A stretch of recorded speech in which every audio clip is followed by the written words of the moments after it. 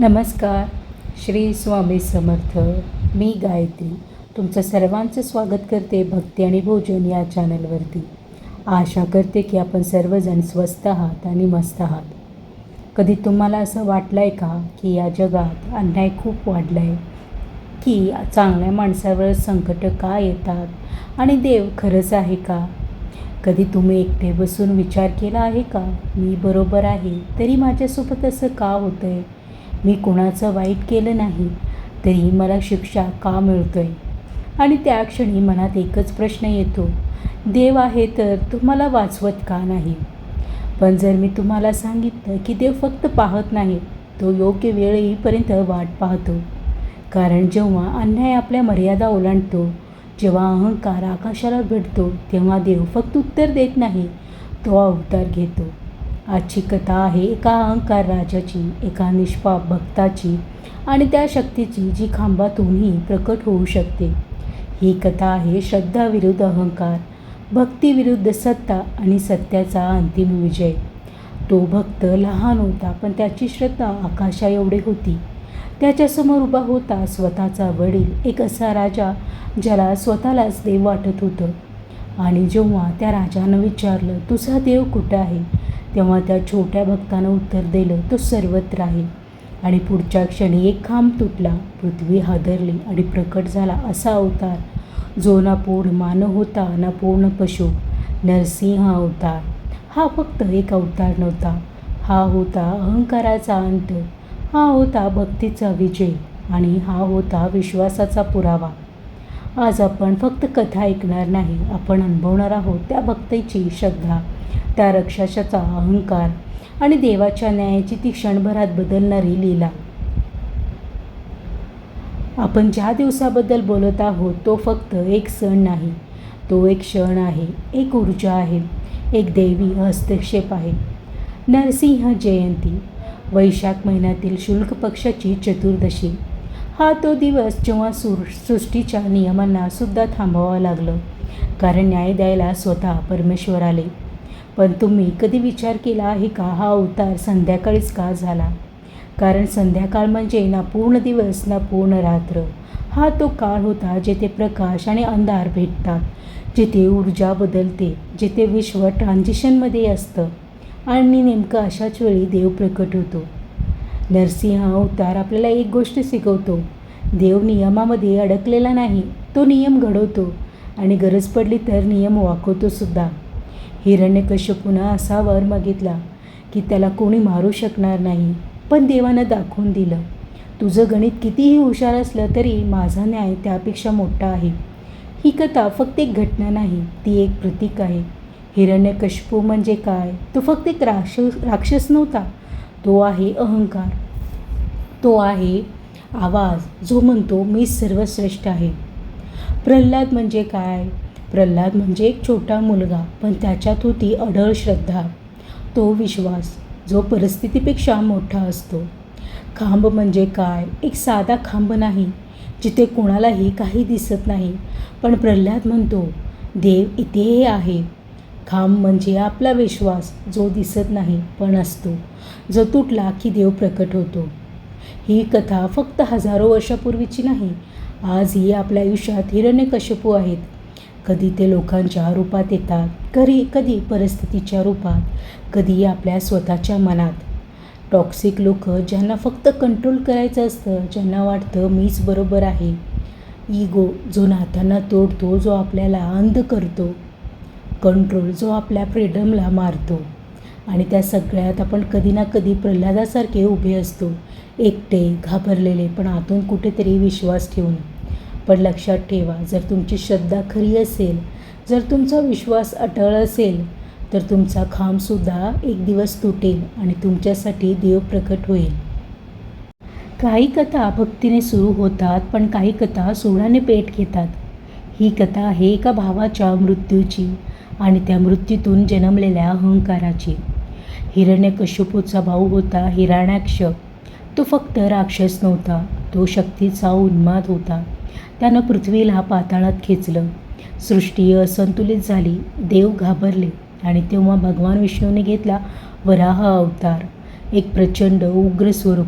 ज्याने पाताळात प्रवेश केला आणि एका भीषण युद्धात हिरण्याक्षाचा अंत केला.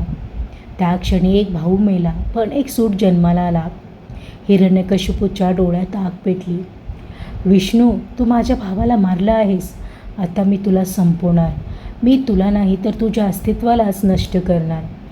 त्या दिवसापासून त्याचं एकच ध्येय होतं, विष्णूचा अंत. पण त्याला माहिती होतं, देवाला हरवायचं असेल तर आधी देवापेक्षा शक्तिशाली व्हावं असेल.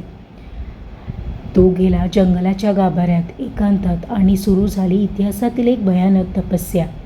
1 दिवस, 2 दिवस, महिने, वर्षानुवर्ष तो एकाच जागी उभा राहिला. ना अन्न, ना पाणी, ना हालचाल. त्याच्या शरीरावर गुंग्या घर करू लागल्या.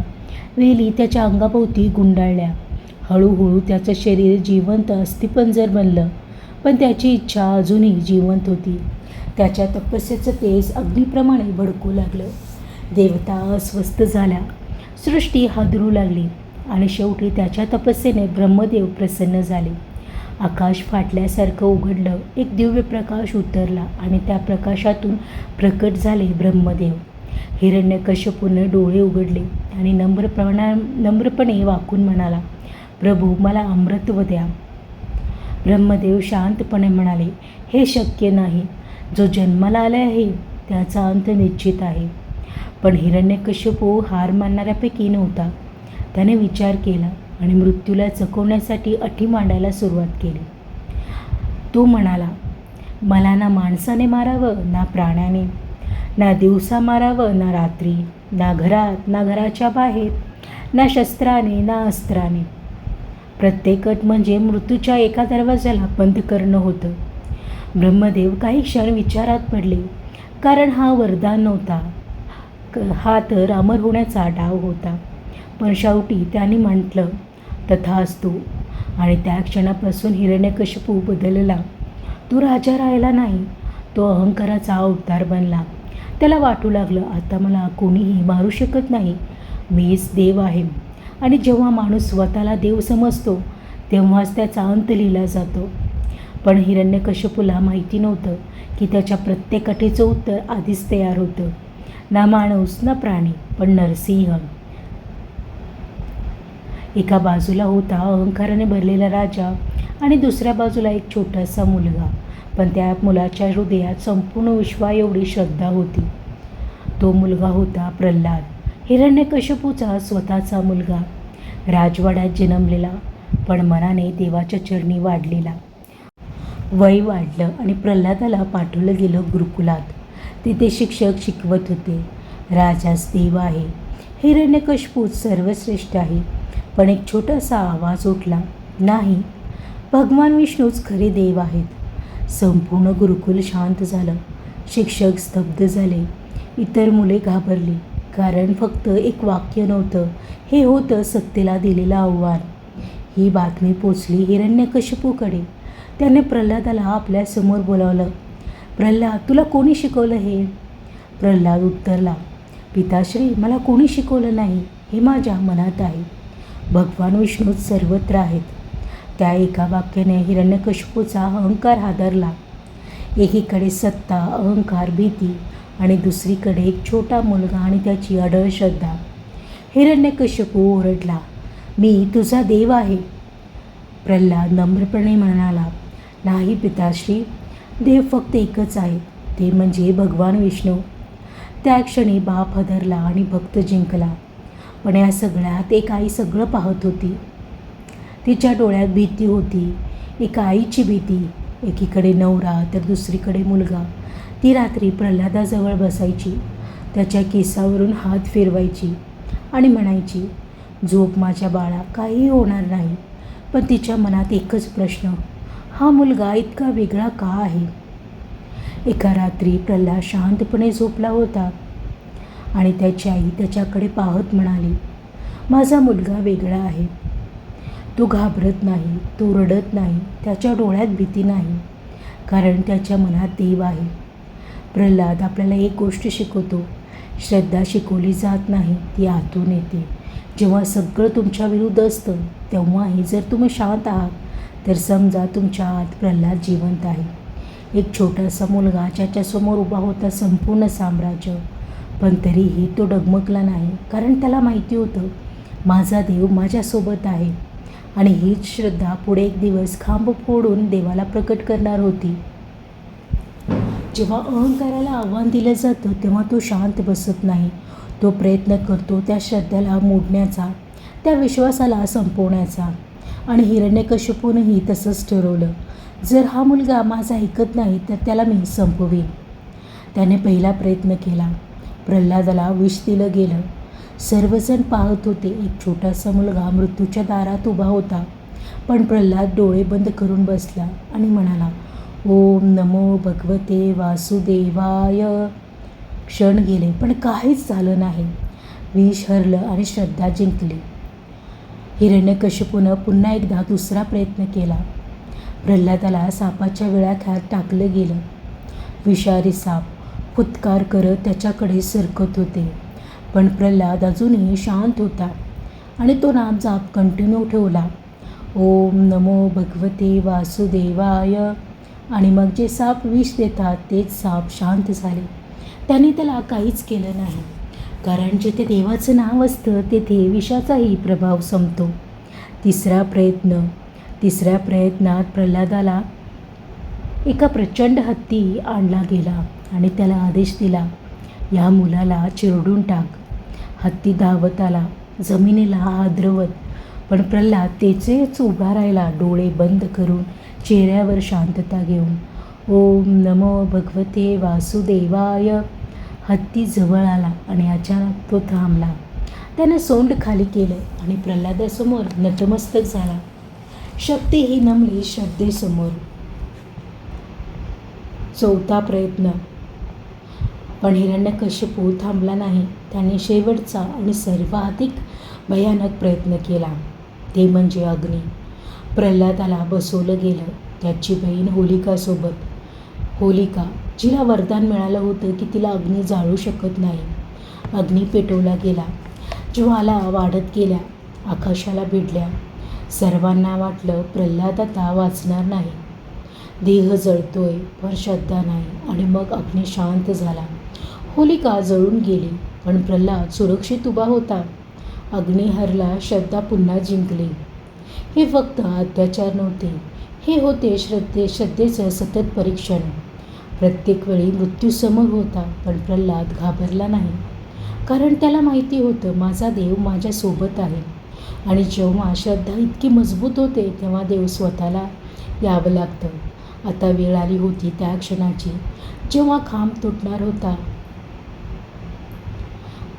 आता थोडा वेळ कथा थांबवूया आणि स्वतःकडे पाहूया. तुमच्या आयुष्यातही कधी असा क्षण आला आहे की जेव्हा सगळं संपल्यासारखं वाटतं, जेव्हा भीती इतकी वाढली की श्वास घ्यायलाही त्रास झाला. त्या क्षणी 2 गोष्टी तुमच्यासमोर उभ्या असतात, एक भीती आणि दुसरी श्रद्धा. भीती काय करते ती तुम्हाला सांगते सगळं संपलं आहे. ती तुम्हाला कुमकुवत बनवते, ती तुम्हाला एकटं सोडते. पण श्रद्धा ती शांत असते, ती ओरडत नाही, पण ती आतून सांगते, मी आहे, सगळं ठीक होईल. प्रल्हादाने भीती निवडली नाही, त्याने श्रद्धा निवडली. भक्ती म्हणजे ब्लाइंड बिलीफ नाही. एक गोष्ट लक्षात ठेवा, भक्ती म्हणजे अंधविश्वास नाही. भक्ती म्हणजे अनुभव आहे. जेव्हा तुम्ही सगळं गमावता पण तरी शांत राहता, जेव्हा परिस्थिती तुमच्या विरोधात असते पण तुम्ही तुटत नाही, तेव्हा तुम्ही भक्ती जगता. एक छोटं उदाहरण घ्या. एक लहान मुलगा रात्री अंतराळात घाबरतो. तो आईला विचारतो, आई तू आहेस ना माझ्याबरोबर? आई म्हणते, हो बाळा मी इथेच आहे, झोप. मुलगा झोपतो. त्यानं आईला पाहिलं का? नाही, पण त्याला विश्वास आहे. हीच श्रद्धा आहे. जीवनात प्रत्येकाला संकट येतात, कधी नात्यात, कधी पैशात, कधी मनात. आणि त्यावेळी आपण विचारतो, देवा तू कुठं आहेस? पण प्रल्हाद आपल्याला शिकवतो, देव शोधायचा नसतो, तो विश्वास ठेवायचा असतो. जेव्हा तुम्ही पूर्णपणे एकटा असता आणि तरीही तुम्हाला आतून एक आवाज होतो, सगळं ठीक होईल, तो आवाज तुमचा नाही, तो आवाज श्रद्धेचा आहे. प्रल्हादाची कथा आपल्याला एकच गोष्ट शिकवते, भीती मोठी असू शकते पण श्रद्धा त्याहूनही मोठी असते. संकट येतील, लोक सोडून जातील, पण जर तुमच्याकडे श्रद्धा असेल तर तुम्ही कधीही एकटे नसता. आणि कदाचित तुमच्यासाठी एक खांब तयार होत आहे, जो लवकरच तुटणार आहे. तो क्षण आला होता. अहंकार आणि श्रद्धा समोरासमोर उभे होते. हिरण्यकश्यपूने प्रल्हादाकडे पाहिलं आणि म्हणाला, तू म्हणतोस तुझा देव सर्वत्र आहे, मग सांग तो कुठे आहे? प्रल्हाद नम्रपणे म्हणाला, पिताश्री, तू सर्वत्र आहे. या खांबातही माझा देव आहे. हिरण्यकश्यपूने खांबावर प्रहार केला. धाड! खांब तुटताना असा आवाज आला जणू आकाश फाटलं, जमीन हादरली, भिंती कंप पावल्या, हवेतील ऊर्जा विस्फोटासारखी पसरली. एक प्रचंड प्रकाश खांबातून बाहेर फुटला आणि मग गर्जना, अशी गर्जना की संपूर्ण सृष्टी थरथरली. देव घाबरले, असुर घाबरले, कालसुद्धा थांबला आणि त्या प्रकाशातून प्रकट झाला ना पूर्ण मानव ना पूर्ण प्राणी, नरसिंह अवतार. त्याचे डोळे अग्नीसारखे जळजळत होते. चेहरा सिंहासारखा उग्र होता. शरीर मानवासारखा विशाल, केस वादळासारखी उडत होती, नख जणू विजेसारखी चमकत होती. तो राग नव्हता, तो न्याय होता. हिरण्यकश्यपू जो स्वतःला देव समजत होता, तो पहिल्यांदाच घाबरला. कारण त्याच्यासमोर उभा होता त्याच्या प्रत्येक अटीचं उत्तर. ना माणूस ना प्राणी, ना दिवस ना रात्र. तो होता नरसिंह. तो फक्त एक अवतार नव्हता, तो होता सृष्टीचा संतुलन परत आणणारा क्षण. तो होता भक्तीला दिलेलं उत्तर आणि अहंकाराला दिलेली शिक्षा. खांब तुटला आणि सत्य प्रकट झालं. श्रद्धा जिंकली आणि अहंकार हादरला. आणि फक्त एकच गोष्ट बाकी होती, ती म्हणजे अंत. क्षण आला होता. अहंकार सत्य समोरासमोर उभे होते. हिरण्यकश्यपूने आपल्या शेवटच्या शक्तीने हल्ला केला, पण तरीही नरसिंह थांबले नाहीत. एका क्षणात त्यांनी त्याला पकडलं आणि सुरू झाला न्याय. संध्याकाळ. तो वेळ होता संध्याकाळची. ना पूर्ण दिवस ना रात्र. हीच ती वेळ जिथे त्याच्या वरदानाची पहिली अट मोडली. उंबरठा. नरसिंह भगवान त्याला घेऊन आले उंबरठ्यावर. ना घरात ना घराच्या बाहेर. दुसरी अट येथे संपली. त्याला ना जमिनीवर टाकलं ना आकाशात उचललं. त्याला बसवलं स्वतःच्या पांडीवर. ना पृथ्वी ना आकाश. तिसरी अट इथेच तुटली. आणि शेवटची अट, ना अस्त्र ना शस्त्र. नरसिंह भगवानाने आपल्या नखाने त्याचा वध केला आणि त्या क्षणी एक अहंकार संपला, एक अन्याय संपला आणि सत्य जिंकलं. ही फक्त एक लढाई नव्हती, ही होती न्यायाची व्याख्या. हिरण्यकश्यपू कितीही चतुर होता, त्याने प्रत्येक शक्यता विचारात घेतली, पण सत्य त्याच्या विचारापेक्षा मोठं होतं. अहंकार कितीही हुशार असला, सत्य त्याला हरवतंच. त्या उंबरठ्यावर फक्त एक राक्षस मारला गेला नाही, तेथे संपला मी सर्वश्रेष्ठ आहे हा विचार, आणि जिंकलं देव सर्वत्र आहे हे सत्य. म्हणूनच हा वध नव्हता, हा न्याय होता. वध झाला होता, पण कथा अजून संपली नव्हती, कारण आता समोर होता नरसिंहाचा उग्र रूप. हिरण्यकश्यपूचा अंत झाला होता, पण नरसिंह अजूनही शांत झाले नव्हते.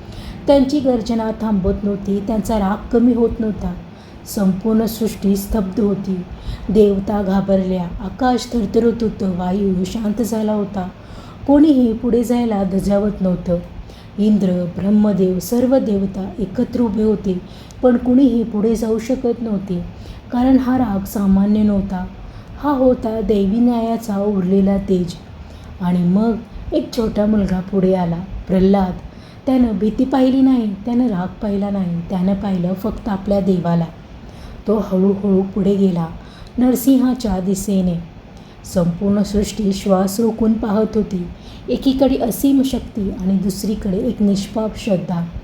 प्रल्हादाने डोळे वर केले आणि शांतपणे म्हणाला, प्रभू आता शांत व्हा. आणि तो क्षण आला, ज्या क्षणी राग थांबला, गर्जना थांबली, सृष्टी पुन्हा श्वास घेऊ लागली. नरसिंह शांत झाले. त्या छोट्या भक्ताच्या एका आवाजाने असं उग्र रूपही शांत झालं. नरसिंह भगवानाने प्रल्हादाकडे पाहिलं आणि त्यांच्या डोळ्यात आता राग नव्हता, होतं फक्त प्रेम. त्यांनी हात ठेवला प्रल्हादाच्या डोक्यावर आणि आशीर्वाद दिला, जो भक्त मनापासून माझी भक्ती करेल त्याच्यावर कधीही अन्याय विजय मिळवू शकणार नाही. अहंकार संपला, राग शांत झाला आणि भक्ती जिंकली. कारण शेवटी देवाला जिंकण्याची गरज नसते, त्याला फक्त प्रेम हवं असतं. कथा येथे पूर्ण झाली, पण भक्ती येथेच सुरू होते. कारण नरसिंह जयंतीचा खरा अर्थ फक्त कथा ऐकण्यात नाही, तर त्या श्रद्धेला आपल्या आयुष्यात उतरवण्यात आहे. या दिवशी सकाळी लवकर उठून स्नान करून शरीर आणि मन शुद्ध करावं, स्वच्छ कपडे परिधान करावेत, घरातील पूजास्थान स्वच्छ करावं आणि मनात एकच भावना ठेवावी, आजचा दिवस देवासाठी आहे. या दिवशी अनेक भक्त व्रत ठेवतात, उपवास करतात, फक्त सात्विक अन्न ग्रहण करतात. पण लक्षात ठेवा, उपवास म्हणजे फक्त अन्न खाणं नाही. उपवास म्हणजे मनातील वाईट विचारापासून दूर राहणं. या दिवशी भगवान नरसिंहाचं कथा ऐकणं अत्यंत शुभ मानलं जातं. प्रल्हादाची भक्ती, हिरण्यकशिपूचा अहंकार आणि देवाचा न्याय. ही कथा फक्त ऐकायची नाही, ती समजायची आहे. संध्याकाळी भगवान नरसिंहांची मूर्ती किंवा चित्रासमोर दीप लावावा, फुलं अर्पण करावी, तुळस अर्पण करावी, पंचामृत अर्पण करावं आणि मनापासून प्रार्थना करावी, हे प्रभू माझ्या जीवनातील अंधार दूर करा. या दिवशी दान करणं अत्यंत पवित्र मानलं जातं. गरजू लोकांना मदत करावी, अन्नदान करावं, सेवा करावी. कारण देव सेवा पाहतो, दिखावा नाही. पण या दिवशी काही गोष्टी टाळणं अत्यंत महत्त्वाचं आहे. या दिवशी राग करू नये, कारण राग मनाला अस्थिर करतो. खोटं बोलणं टाळावं, कारण सत्य हाच भक्तीचा आधार आहे. प्रल्हाद आपल्याला शिकवतो, भीतही सत्य सोडायचं नाही. पूजा म्हणजे फक्त विधी नाही, ती आहे स्वतःला शुद्ध करण्याची प्रक्रिया. जेव्हा मन शुद्ध होतं तेव्हा देव बाहेर नाही, आत प्रकट होतो.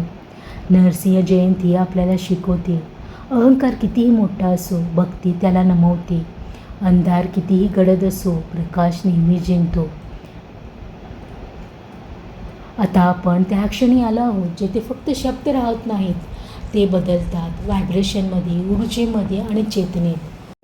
उग्रवीरं महाविष्णुं ज्वलंत सर्वतोमुखं नरसिंहं भीषणं भद्रं मृत्युं नमाम्यहम्. उग्र म्हणजे तीव्र ऊर्जा, वीर म्हणजे निर्भय शक्ती, महाविष्णू म्हणजे संपूर्ण सृष्टीचा आधार. इथे आपण त्या रूपाला नमस्कार करतो, जे प्रेमही आहे आणि न्यायही आहे. ज्वलंत सर्वतोमुखं म्हणजे जो सर्व दिशांना ज्वलंत आहे, ज्याला कोणतीही सीमा नाही. ही ऊर्जा आपल्याला सांगते, देव एका ठिकाणी नाही, तो सर्वत्र आहे. नरसिंहं भीषणं भद्रं, भीषण म्हणजे उग्र रूप, भद्र म्हणजे शुभ आणि रक्षण करणारा. एकाच अस्तित्वात रागही आहे आणि करुणाही आहे. मृत्युं नमाम्यहम्, जो मृत्यूचंही मृत्यू आहे, म्हणजे जो शेवट नाही, जो अनंत आहे. हा मंत्र फक्त उच्चारण्यासाठी नाही, तो अनुभवण्यासाठी आहे. जेव्हा तुम्ही हा मंत्र म्हणता, तुमचा श्वास मंद होतो, मन स्थिर होतं आणि शरीरात एक व्हायब्रेशन तयार होतो. ही व्हायब्रेशन भीती कमी करते, अस्थिरता शांत करते आणि मनाला केंद्रित करते. प्रत्येक शब्दाची एक फ्रिक्वेन्सी असते, प्रत्येक उच्चाराचा प्रभाव शरीरावर होतो. म्हणूनच ओम नाम मंत्र हे फक्त धार्मिक नाहीत, ते एनर्जी टूल्स आहेत. जेव्हा प्रल्हाद म्हणायचा ओम नमो भगवते वासुदेवाय, हे फक्त शब्द नव्हते, ते त्याच्या भीतीवरचा विजय होता. आणि म्हणूनच मंत्र म्हणणे म्हणजे देवाला बोलवणे नाही, तर स्वतःला जागं करणं आहे. आता ही कथा इथे संपत नाही, ती हृदयात सुरू होते. नरसिंह देव माझा धावून आला रक्षणाला, अंधार माझ्या जीवनाचा एका क्षणी मिटवायला. प्रल्हादाच्या भक्तीने खांबातून प्रकट झाला, अहंकाराच्या अग्नीला क्षणात तो विझवला. ना दिवस ना रात्र तो न्याय द्यायला उभा राहिला. भक्ताच्या एका हाकेला साक्षात देव धावून आला. डोळ्यात जळती ज्वाला, पण हृदयात करुणा होती. भयभीत सृष्टीसाठी ती एक दिव्य शांती होती. हिरण्यकशिपू संपला, अहंकार खाली कोसळला, सत्याच्या त्या प्रकाशात खोटेपणा हरवला. नरसिंहाच्या चरणी मी माझे मन ठेवते, प्रत्येक संकटात प्रभू तुझंच नाव मी घेते. भीतीच्या अंधारातून तूच मला बाहेर काढतो, भक्तीच्या त्या मार्गावर तूच मला चालवतो. हे प्रभू नरसिंहा, तुझ्या चरणी नतमस्तक, माझ्या जीवनात राहो तुझ्या दिव्य प्रकाश अखंड. ही कथा फक्त ऐकण्यासाठी नव्हती, ती जगण्यासाठी होती. कारण जेव्हा श्रद्धा खऱ्या मनातून येते तेव्हा देवही खांबातून प्रकट होतात. ही फक्त एक कथा नव्हती, ही होती श्रद्धेची परीक्षा, ही होती अहंकाराची समाप्ती आणि ही होती सत्याच्या विजयाची गाथा. हिरण्यकश्यपूला वाटलं तो जिंकला आहे, त्यानं वरदान मिळवलं, सृष्टीला वाकवलं, पण तो विसरला की अहंकार कितीही मोठा असला तरी तो सत्यापुढे नेहमीच झुकतो. अहंकार जिंकतो असं वाटतं, पण शेवटी जिंकते ती भक्तीच.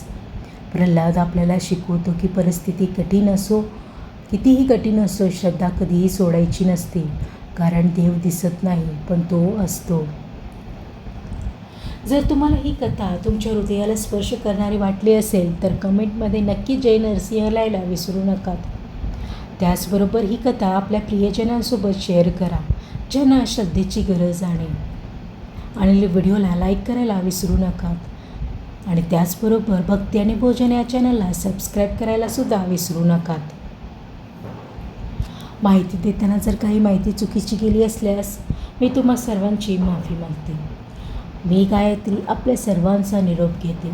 पुन्हा भेटूया नवीन भक्तिमय प्रवासात, नवीन भक्ती कथेसह. तोपर्यंत नमस्कार. श्री स्वामी समर्थ.